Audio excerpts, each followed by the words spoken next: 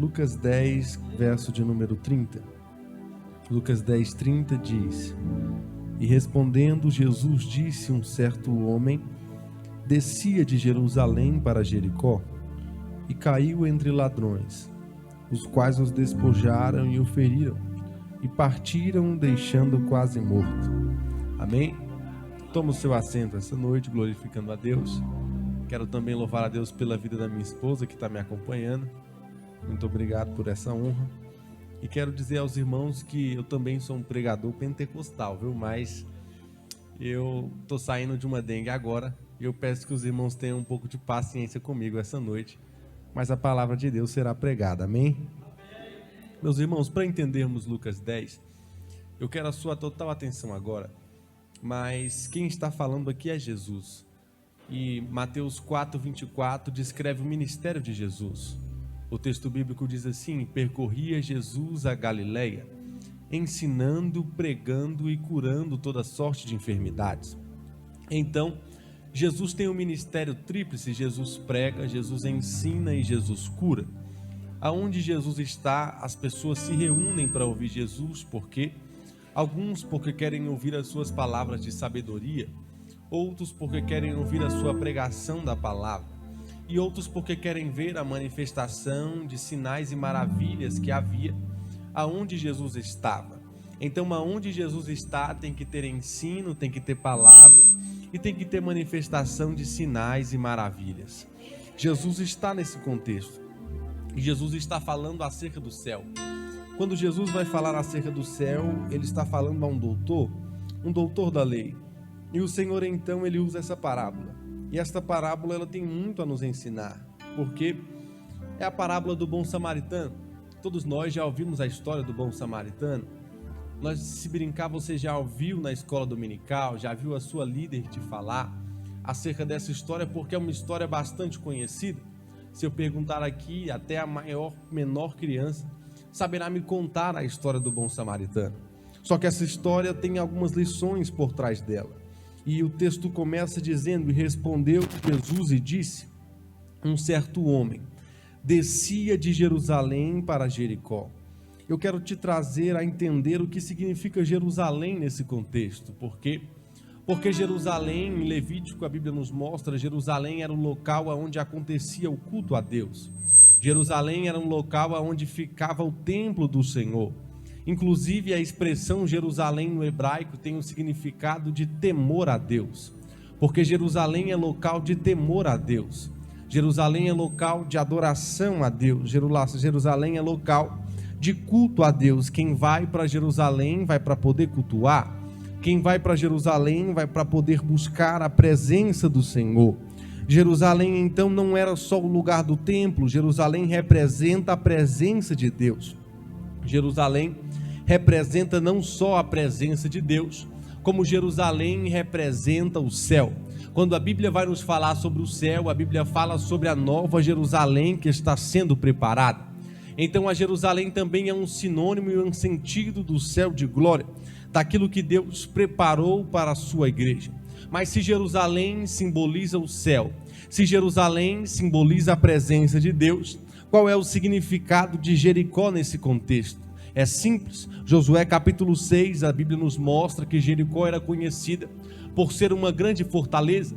Fortaleza essa que vai ser derrubada pelo próprio Deus. Por quê? Porque este povo se voltou à vontade de Deus. Esse povo não quis aceitar o projeto de Deus para a vida deles, de conceder a terra ao seu povo por terra prometida. Então Jericó representa aquilo que vai contrário à vontade de Deus. Jericó representa aquilo que vai contrário ao projeto de Deus. Jericó representa então uma vida pecaminosa. Por quê? Porque acredite, só existe dois caminhos. Um caminho é com o nosso Senhor e o outro caminho é vivendo da nossa maneira, do nosso jeito, da maneira que nos agrada. Então um homem está saindo do centro da vontade de Deus e está caminhando rumo a Jericó. Jericó é aquilo que é contrário à vontade de Deus, aquilo que é contrário à vontade do Senhor. E se observarmos o texto e a história nos mostra que de Jerusalém para Jericó havia uma distância de 21 quilômetros.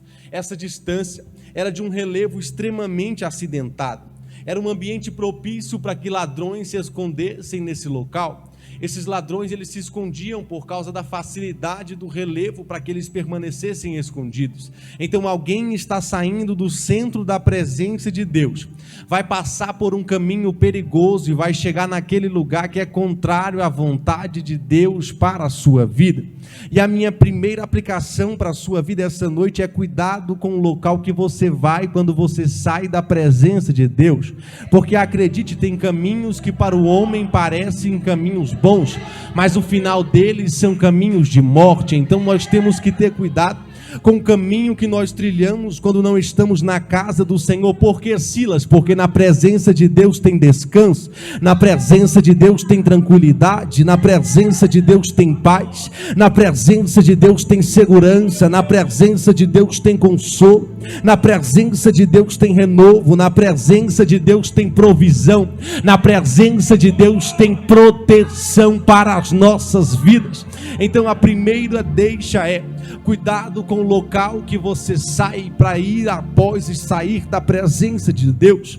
Esse homem está saindo do centro da presença, está passando por um caminho perigoso e vai chegar a um local que é contrário à vontade de Deus para as nossas vidas. Só que acredite, o texto é claro em dizer: um certo homem descia de Jerusalém para Jericó. Por quê? Porque acredite, quem sai da presença de Deus não tem outro rumo a não ser descer. Um certo homem descia de Jerusalém para Jericó. Só que acredite, este homem sai, este homem escolhe aquilo que lhe apraz, este homem escolhe aquilo que lhe era agradável aos seus olhos. Então ele vai tomar um caminho que não era o caminho certo para ele naquele momento. Então quando ele toma esse caminho, agora ele vai se deparar com ladrões.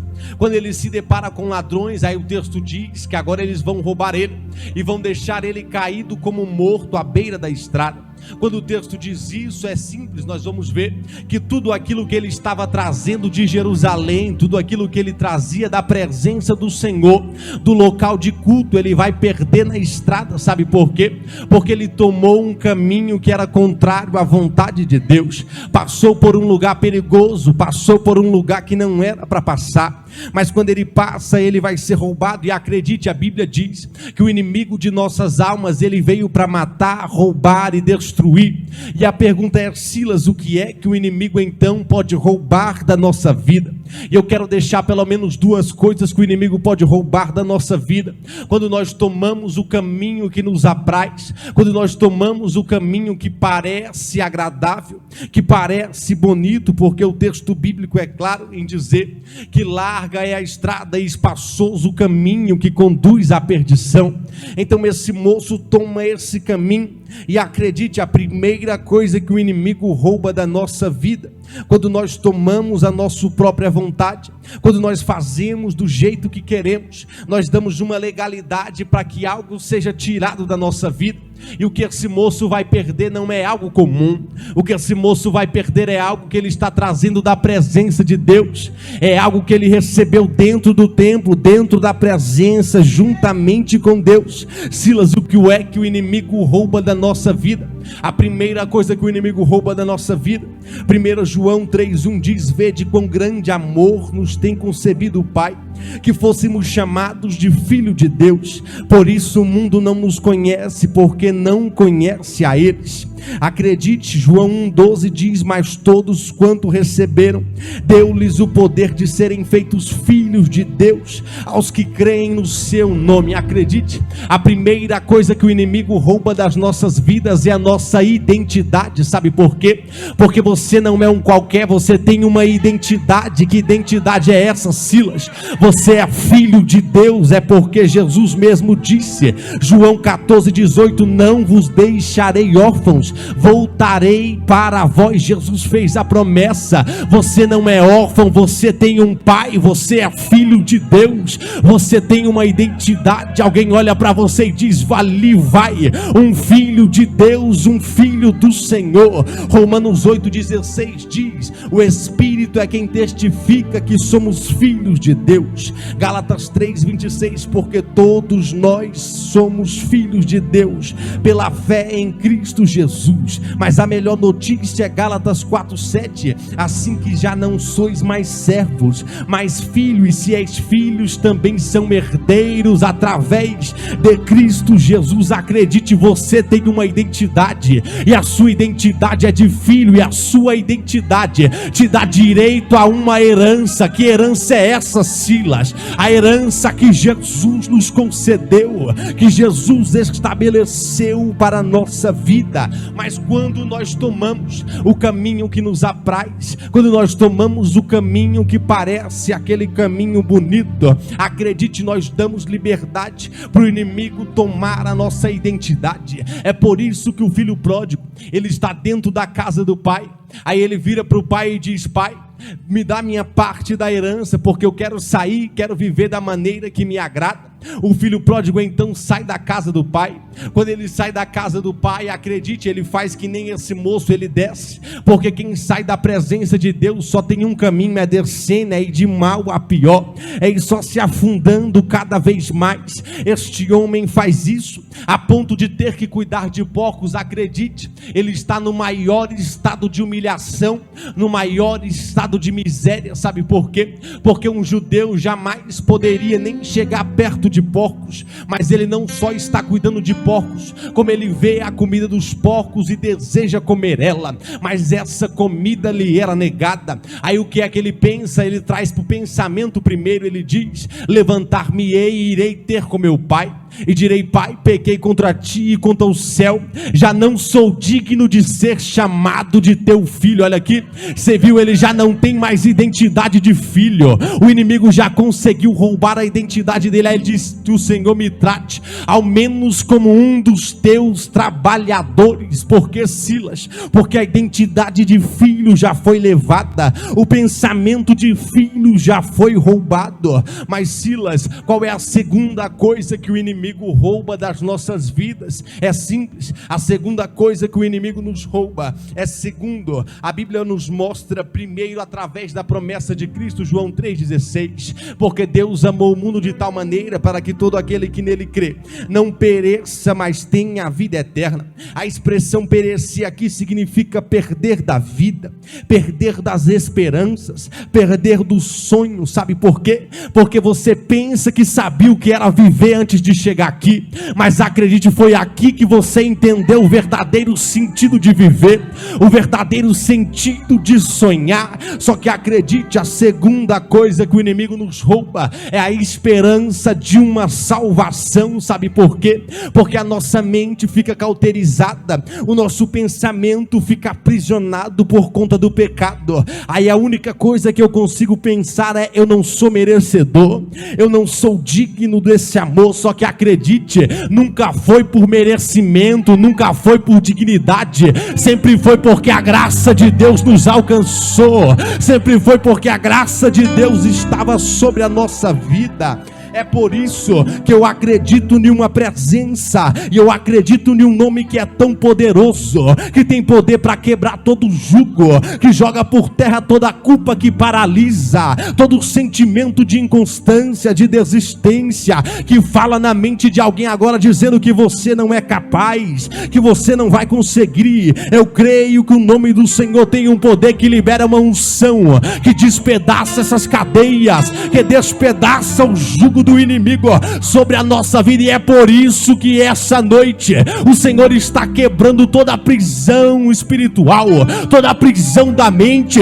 Você é livre porque o Senhor já pagou a baia sévia, ele bicando orabai. O Senhor já pagou o preço pela tua vida, ele bicando orabai sévia. O preço já foi pago pela tua história.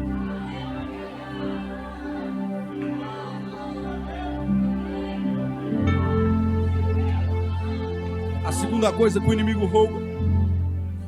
rouba a esperança de uma salvação.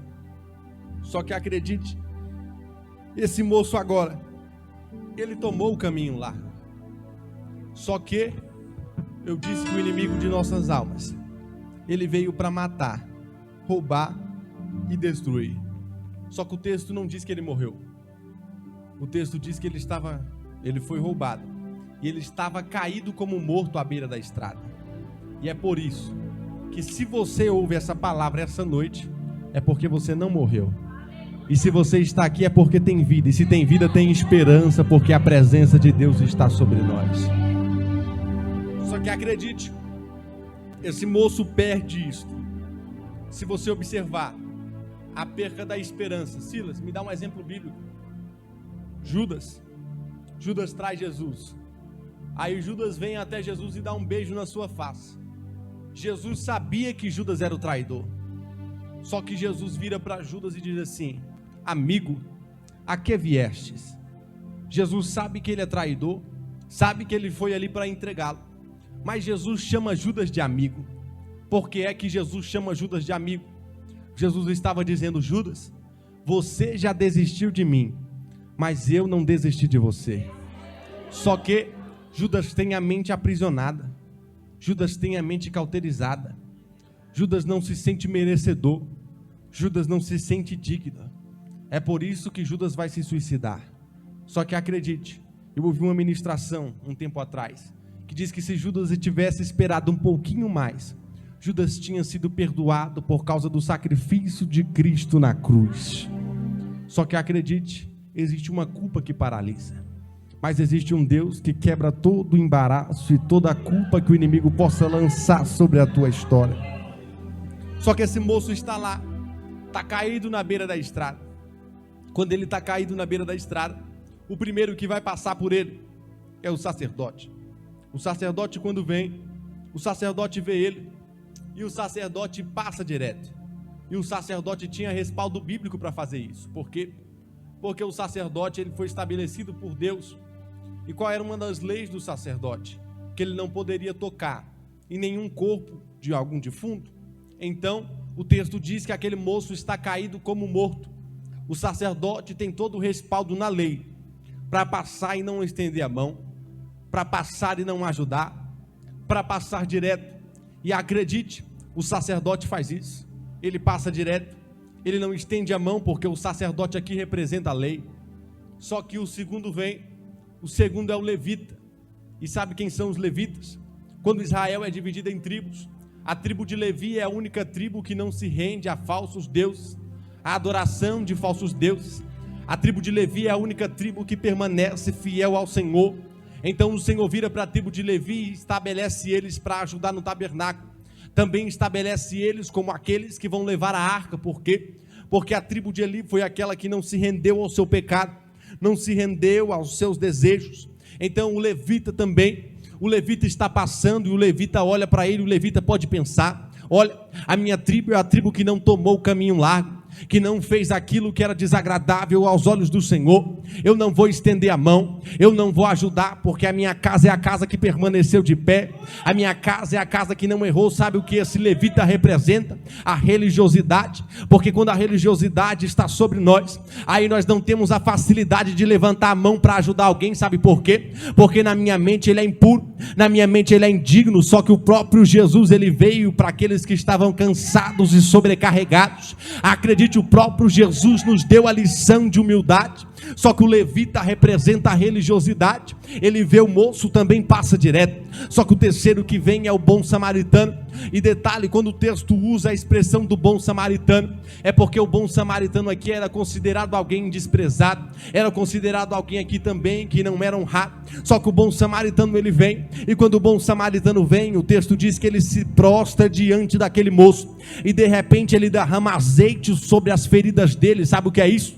O ato dele se prostrar e dele ter azeite representa humildade, representa simplicidade. O bom samaritano é alguém que tem humildade. humildade, é alguém que tem simplicidade. É por isso que o próprio Jesus diz: aprendei de mim que sou manso e humilde de coração. Sabe por quê?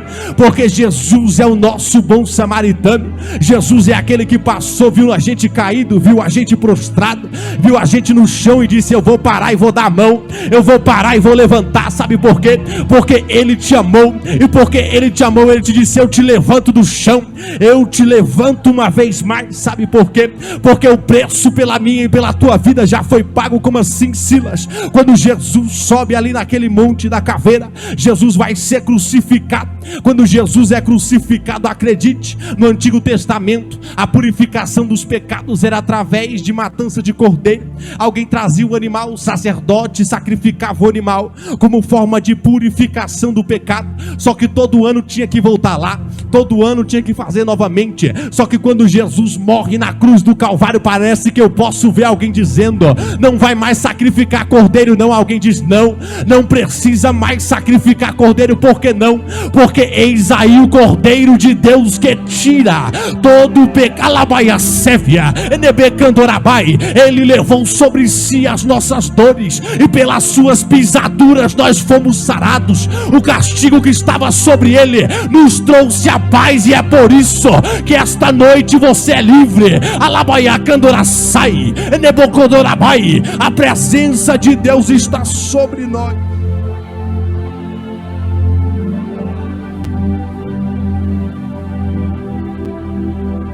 O bom samaritano representa a humildade, representa a simplicidade, representa Jesus. Sabe por quê? Porque tudo aquilo que a religiosidade e a lei afasta, a graça abraça. É por isso que a graça de Deus te abraça essa noite uma vez mais. E ninguém vai ficar caído pelo caminho, porque o Senhor te levanta uma vez mais. Só que acredite, o bom samaritano, ele não só levanta aquele que está caído. Sabe por quê? Porque se você levantar alguém ferido, ele vai tornar a cair. Então o que é que ele faz? Ele se prostra perto dele e ele ata as feridas dele com azeite. Sabe por quê? Porque o azeite aqui tem pelo menos dois sentidos. Primeiro sentido, de cura, porque eles usavam o azeite como medicina nesse período. O primeiro sentido é de cura. Sabe por quê? Porque quando Deus te encontrou caído, prostrado, rendido, a primeira coisa que o Senhor vai fazer na tua história é sarar tuas feridas, é sarar aquelas feridas do teu coração, da tua alma. Silas, me dá um exemplo disso. José está na casa do pai. José sofre, os seus irmãos o jogam dentro de uma cisterna. José então é vendido para os ismaelitas, inclusive os ismaelitas eram primos de José. José vai passando na mão dos familiares. José é vendido como escravo. De escravo, José vai parar no Egito. Do Egito, José sofre a dor da calúnia. Vai parar numa prisão. Acredite, José tinha todas as características para ser alguém chateado, alguém amargurado, alguém que não tem expectativa da vida. Só que acredite, eu gosto do texto bíblico, porque ele diz assim: José é um ramo frutífero, e um ramo frutífero junto à fonte. O que é que o texto está dizendo? Que apesar das dificuldades, que apesar das provações, José é alguém que cresceu e que obteve sucesso e que prosperou. Mas Silas, por que é que José cresceu? Por que é que José prosperou? Porque José entendeu Isaías 54, quando diz assim: porque o Senhor vai fazer você esquecer toda a vergonha da tua mocidade e toda a desonra da tua viuvez. Aí o texto prossegue dizendo: porque o teu Criador também é o teu esposo. Tem momentos que o Senhor tem que chegar e nos falar assim: olha, tem gente que só me conhece como Criador. Quem é Deus? É aquele que me trouxe à existência, que me fez, me formou. Mas esposo não. Esposo é intimidade, esposo é comunhão. O Senhor está dizendo: está na hora de parar de me conhecer só como aquele que te formou e querer ter intimidade. Porque quando a intimidade acontece, o Senhor sara a ferida das nossas almas. É por isso que José, qual é a prova que José se aproximou do Senhor? É porque José, quando ele tem o primeiro filho, qual é o nome do filho dele? Manassés. O que significa Manassés? Porque Deus me fez esquecer toda a vergonha que eu tive na casa de meu pai. José deixou o Senhor sarar as feridas do coração dele, porque antes do Senhor te levantar, Ele precisa sarar as feridas que existem sobre o teu coração. Só que acredite, o azeite aqui tem outro sentido também.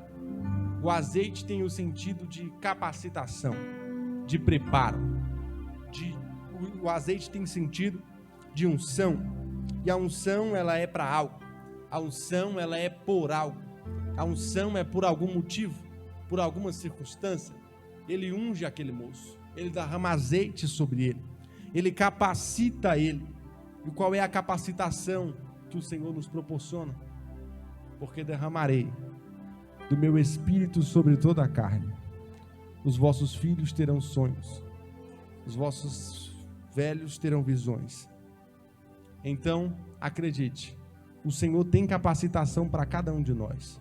Silas, e o porquê da unção através do Espírito Santo? É porque eu não consigo sozinho. Você não consegue sozinho. Só que o texto diz: o Espírito do Senhor nos ajuda nas nossas fraquezas. Por quê? Quais são aquilo? Toda vez que a Bíblia fala sobre o Espírito, a Bíblia cita algumas características. A Bíblia cita o fogo, a Bíblia cita o vento, a Bíblia cita o azeite, a Bíblia cita a água. Por que, Silas? Porque isso são símbolos. É uma maneira do texto falar aquilo que o Espírito é capaz de fazer sobre a nossa vida. Por quê? Porque assim como a água, o Espírito pode limpar a vida de alguém. Porque assim como o fogo, o Espírito pode purificar a vida de alguém. Porque assim como o vento, o Espírito pode pegar alguém que está aqui, levar para lá, pegar o fraco, fortalecer, pegar o caído, colocá-lo de pé. Porque o Espírito tem esse poder. Então, o Espírito nos capacita. Mas Silas, por que o Espírito nos capacita? Porque acredite, Jesus disse: aprendei de mim. Todo aprendizagem tem um motivo e tem uma circunstância. E agora eu quero que você vire para alguém que está do seu lado e diga assim: você é a igreja do Senhor. E é você quem tem que ter bálsamo, quem tem que ter azeite para sarar as feridas daqueles que não estão aqui. Sabe por quê? Porque talvez, eu vou fazer em dois sentidos, mas talvez tenhamos alguém aqui essa noite que saiu do caminho que o Senhor estabeleceu, que se distanciou do caminho que o Senhor chamou. E talvez o seu único pensamento é: eu sou indigno, eu não mereço. Mas acredite, hoje a graça te abraça, hoje a graça te alcança. E eu vou fazer em dois sentidos, mas eu preciso falar o segundo também antes. E o segundo sentido é: você é a igreja, e como igreja o Senhor conta com você. Nós estamos saindo de um período muito difícil, e um período onde muitas pessoas boas foram, pessoas até melhores do que nós, mas o Senhor nos permitiu ficar. E a pergunta é: por que o Senhor nos permitiu ficar? É porque tem um propósito sobre a mim e sobre a sua vida. E talvez você pense assim: Senhor, só tem como eu impactar se eu tiver com o microfone na mão, só tem como eu impactar se eu estiver lá na frente. Mas deixa eu te contar algo, para poder fortalecer a sua fé, e eu vou encerrar por agora. Mas, hoje eu tenho 21 anos de idade, quando eu tinha 15 anos de idade, eu não tinha conseguido nenhuma porta de emprego, e eu estava muito ansioso para conseguir um emprego, só que eu não consegui. Me inscrevi em Jovem Aprendiz, tudo que eu tinha chance eu me inscrevi e não consegui. Só que aí eu falei: mãe, já que eu não consegui um emprego, eu não vou ser um crente que só vai até a casa do Senhor, eu vou fazer alguma coisa.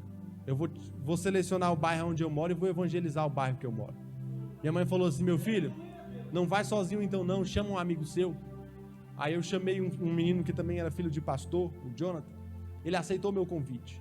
Todos os dias nós chegávamos, almoçávamos, esperávamos um período e saíamos nas ruas do Parque Alvorada. Um dia nós saímos, e quando nós saímos o céu se fechou como se fosse chover. Quando o céu se fechou, o Jonathan virou e falou assim: Silas, vamos voltar, porque nós não trouxemos guarda-chuva, e sem o guarda-chuva a nossa Bíblia pode molhar. Eu falei: vamos só terminar essa rua e a gente volta. A gente então foi. Quando nós chegamos na esquina da rua, tinha um moço sentado na porta de um bar. O moço estava sentado lá, o bar estava fechado. Eu falei assim: olha, você tem 5 minutos para ouvir uma palavra de Deus para a sua vida? Ele me falou: eu te dou uma oportunidade, você pode ler um texto. Se o seu texto mexer comigo, eu te ouço. Se ele não mexer comigo, eu não te ouço. Falei, amém, posso ler o texto? Ele falou, pode. Falei, Apocalipse 3:20. Eis que estou à porta e bato. Se alguém ouvir a minha voz e abrir a porta, entrarei em sua casa, cearei com ele e ele comigo. Quando eu terminei de ler o texto, aquele moço começou a chorar. Ele chorou por um longo tempo. Depois ele parou e disse assim, quer saber de uma, eu vou te ouvir. Sabe por quê? Porque há uma semana atrás, a minha esposa pegou meus filhos e saiu de casa. E desde então, eu não tenho mais paz dentro da minha própria casa. Desde então, eu ouço vozes, ouço barulhos dentro do meu lar.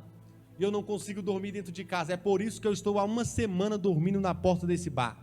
Não é porque eu estou bebendo. É porque eu não tenho coragem de entrar dentro da minha própria casa. E é por isso que eu estou aqui. Eu falei assim, ele falou assim, você agora leu esse texto. Que existe alguém que está batendo a porta e deseja entrar. O seu texto mexeu comigo. Eu falei para ele, onde fica a sua casa? Ele falou, é 2 quarteirões acima. Eu falei, então fica de pé porque nós vamos entrar na sua casa. Ele disse, tem certeza? Eu falei, tenho. Ele ficou de pé. Quando chegamos em frente à casa dele, para minha surpresa, uma mansão, 2 andares, a coisa mais linda, 2 carros na garagem, piscina. Quando eu vi aquilo tudo, eu me lembrei do versículo, de que adianta o homem ganhar o mundo inteiro e perder a sua salvação. Naquele momento, eu olhei para aquilo tudo, ele estava com tanto medo que ele abriu o portão e não queria entrar. Ele estava com medo, ele disse, pode entrar você, eu vou ficar de fora. Eu falei assim, pode entrar. Porque a palavra que eu leio diz que maior é aquele que está conosco do que o que está no mundo. Naquele momento, ele aceitou meu convite e nós entramos dentro daquela casa. Quando nós entramos na casa,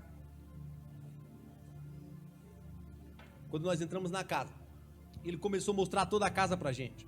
Tudo muito lindo. Só que enquanto ele mostrava a casa, eu ouvi como se fosse alguém conversando no andar superior. E eu não estou falando isso aqui para amedrontar a vida de ninguém. Estou falando isso aqui para você entender o poder do Deus a quem você serve. Quando eu olhei e falei assim, tem certeza que você está sozinho? Ele falou, tenho. Eu falei, então vamos no andar de cima. Quando chegamos no andar superior, realmente não tinha ninguém na casa. E eu falei assim, Jonathan, vamos orar? E o Jonathan falou, vamos. E nós começamos a orar. E quando nós começamos a orar, eu senti um peso muito grande. Parece que a minha oração não estava subindo, parece que o meu clamor não estava transpassando a casa.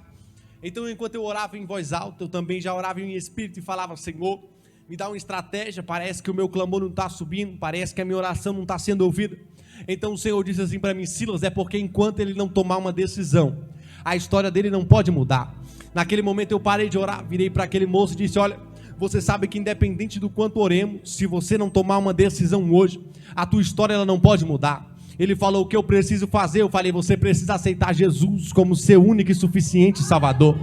Ele disse, então eu quero aceitar esse Jesus para a minha vida. Eu fiz o apelo, ele repetiu o apelo. Quando eu terminei de fazer o apelo, eu disse, Jonathan, vamos orar uma vez mais. E quando nós começamos a orar, a porta começou a bater, começou barulho na casa. Eu falei, Jonathan, pode orar, porque eu sei que agora a nossa oração está surtindo efeito. Eu sei que agora a nossa oração está incomodando. Quando nós terminamos de orar, ele se levantou e eu perguntei, você ainda ouve alguma coisa? Ele disse, eu não ouço nada. Eu perguntei, tem certeza que você não ouve nada? Ele disse, eu não ouço nada. Eu falei, amanhã eu volto na tua casa para comprovar o milagre de Deus sobre a tua vida. Voltei para casa, peguei o óleo de unção, no outro dia fui direto para a casa dele. Meus irmãos, para nossa surpresa, quando nós chegamos lá, ele abriu o portão, veio saindo de dentro da casa, ele já estava dormindo dentro da própria casa, veio receber a gente no portão. Quando ele chegou, eu nem tive tempo de falar, ele já disse, que presença boa, essa que tu me apresentou. Tive uma noite de paz, tive uma noite de tranquilidade, porque a presença de Deus entrou dentro do lado daquele moço. E acredite, você essa noite não vai voltar para casa sozinho, mas a labaiacandora sai, mas a presença de Deus te acompanha até a tua casa.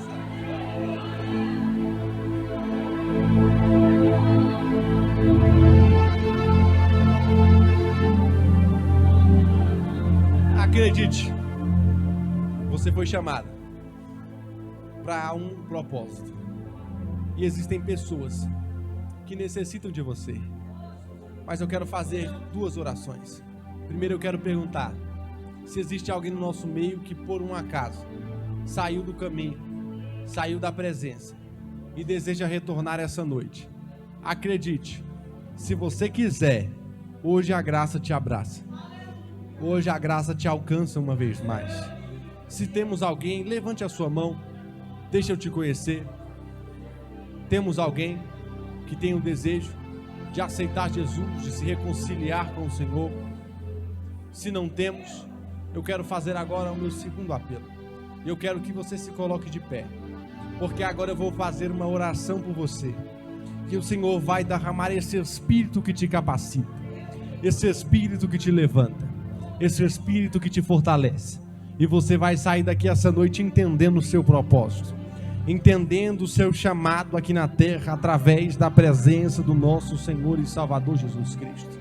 Acredite, o céu conta com você, o céu conta conosco, para que nós possamos alcançar essa geração.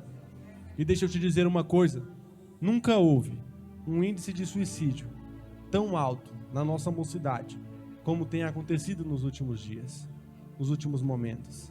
Acredite, tudo porque a nossa geração tem duas dificuldades. A primeira, de se amar. Nunca houve uma geração que não tem tanta dificuldade de se amar. Isso são dados. Nossa geração tem dificuldade de se aceitar, de aceitar quem é. É por isso que nunca houve tanta prosperidade no meio estético de vou mexer nisso, vou mudar isso, vou transformar isso. Não estou dizendo que é errado. Estou dizendo que nós vivemos em uma geração que não consegue se amar. Só que acredite, o texto bíblico é claro: amarás o teu próximo como a ti mesmo. Mas como eu vou amar o meu próximo se eu não consigo amar nem a mim mesmo? Só que acredite, você não é a imagem e semelhança de um mundo fracassado. Você é a imagem e semelhança do Senhor e Salvador Jesus Cristo. É por isso que Deus te fez exatamente como você deveria ser. E é desta maneira que o Senhor te acha especial. Acredite, nós vivemos em uma geração que está tendo dificuldade, mas somos nós que o Senhor conta para fortalecer alguém que está precisando do lado de fora, para estender a mão para alguém que precisa se levantar uma vez mais. E acredite, essa noite o Senhor vai te dar a capacidade necessária para você conseguir fazer isso. Feche os seus olhos juntamente comigo. Pai querido, Pai amado, Senhor, eu não sei, Senhor, eu não conheço, Senhor, o teu povo, Senhor, mas tu conheces cada um dos que estão aqui, Senhor. A tua palavra diz que o Senhor sonda o pensamento, o Senhor esquadrinha a mente, Senhor. Então, em nome de Jesus, agora, Senhor, eu peço, Senhor, que o Senhor entre, Senhor, e vá de encontro, Senhor, à história de cada um.